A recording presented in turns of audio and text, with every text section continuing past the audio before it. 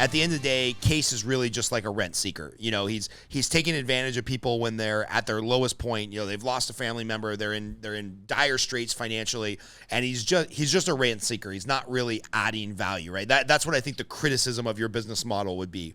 What's the upside for the person that's looking to sell, right? Because the argument might be like, well, Kase, why aren't you just being a better man and advising them, hey, put $20 of renovations into the house and you could sell it for $210 instead of $130. Like, you don't really need me, man. Find a good realtor, find a handyman that can get this shit cleaned out and sell it in 3 months for an extra $50,000, which I'm guessing to a lot of these people is a significant amount of money on the upside.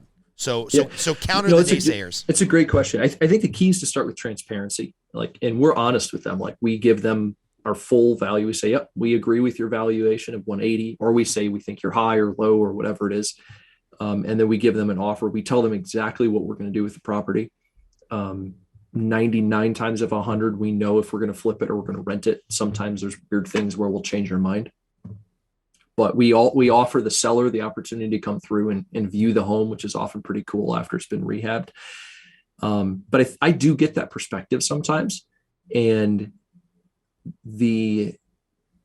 most agents that have that perspective, or most homeowners that have that perspective, have never seen a distressed house. So the distressed homes that we buy, I'm buying a house on Friday. This is from an agent referral, actually. And the basement's full of poop. Like, literally the septic is full of poop. The windows are broken.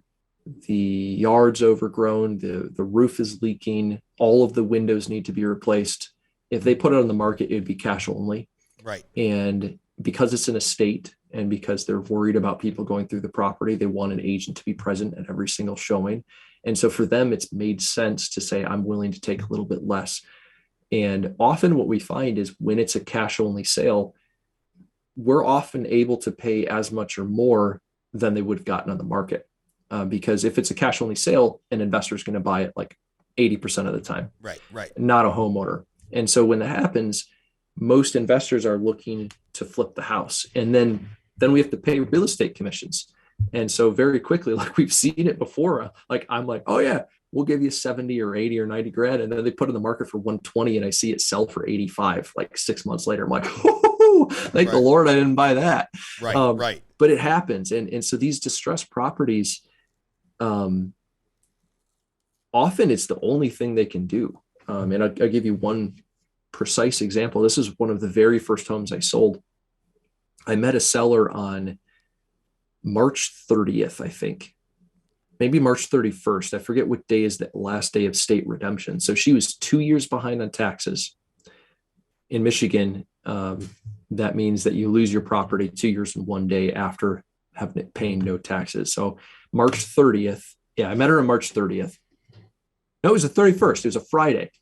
And I bought her house on Friday. I met this lady. I drove her in my personal car all the way to the county. I paid her taxes for that year so that she didn't lose her home. And I closed on the property a week later. She walked away with, I don't know, 15 or 20 grand and literally thought she was going to get nothing. And so, like, there was no option for a traditional sale for her. And we see stuff like that all the time. There are 2 weeks left till redemption. I spoke to a guy today and